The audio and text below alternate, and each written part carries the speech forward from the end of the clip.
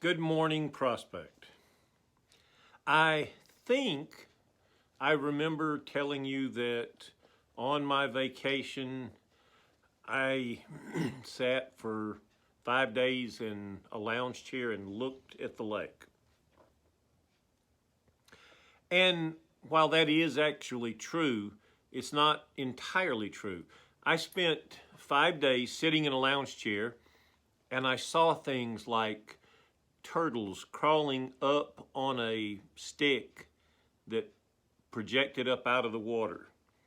And I discovered that 11 turtles can fit somehow on a stick that should have only been able to hold two. And I watched ducks swimming in the lake.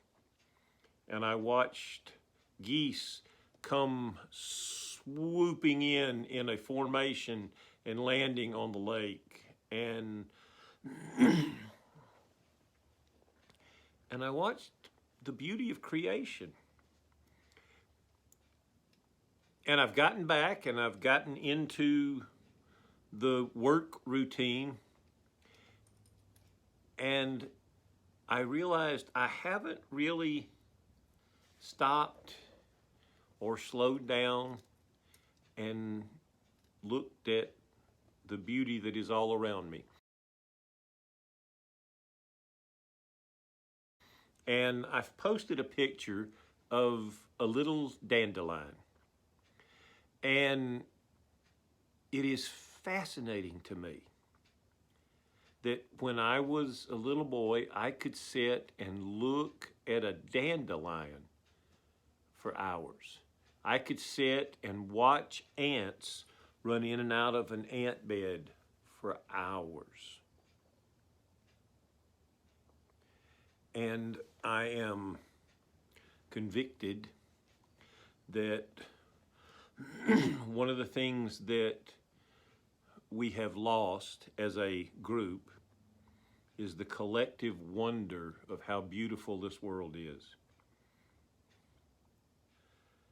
I have said several times, I don't know if I've said it at this church, but one of the things that I was reconnected to God in was when we moved to the mountains and I started planting a garden. And there is a lot of things that a farmer can do, but for the most part, once you put the seed in the ground, it's out of your hands. You can water it if you have the water and if there's not enough rain, but you can't unwater it if there's too much rain.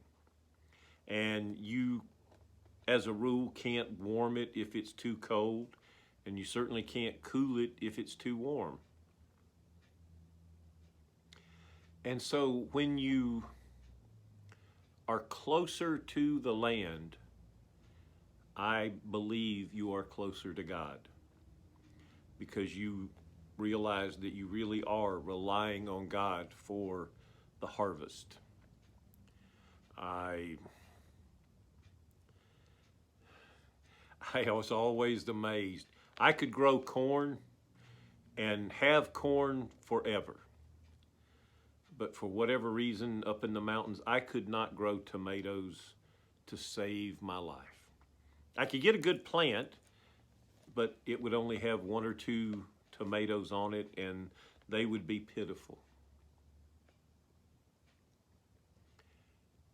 And that reminds me that one of the things that we absolutely don't do now is we don't get with people who know how to do things and learn from them.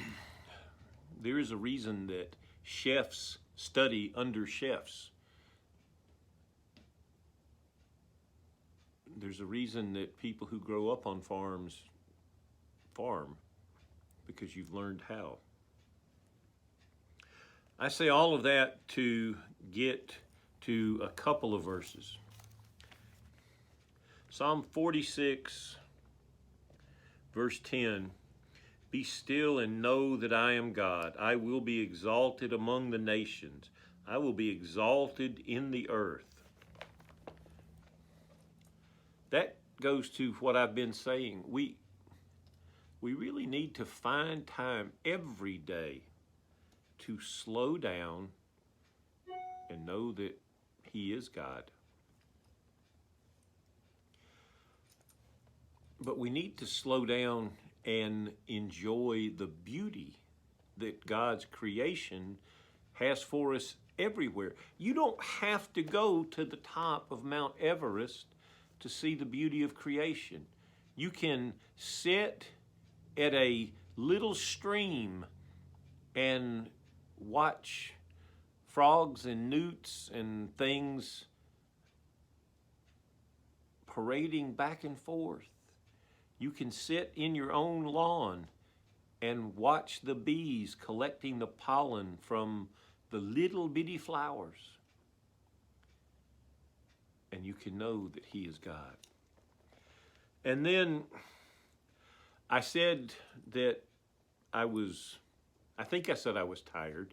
I'm not sure exactly how I phrased it, but Isaiah 40, starting at verse 28, do you not know, have you not heard? The Lord is the everlasting God, the creator of the ends of the earth. He does not grow tired or weary, and His understanding no one can fathom. He gives strength to the weary and increases the power of the weak. Even youths grow tired and weary, and young men stumble and fall. But those who hope in the Lord will renew their strength. They will soar on wings like eagles. They will run and not grow weary. They will walk and not be faint. Folks, none of us has ever lived through a time like this. I understand if you're weary. I promise you, I'm there with you. But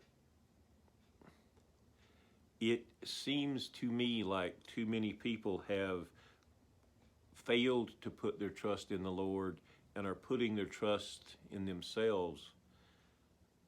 And that is a recipe for disaster. We have to remember where our help comes from. And our help comes from God.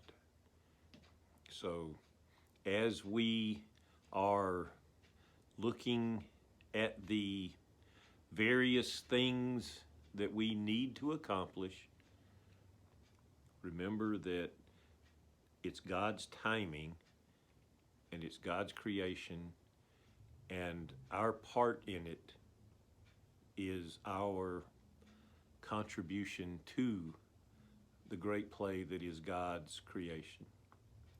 Prospect, may God richly bless you this day, and may you be still and know that He is God.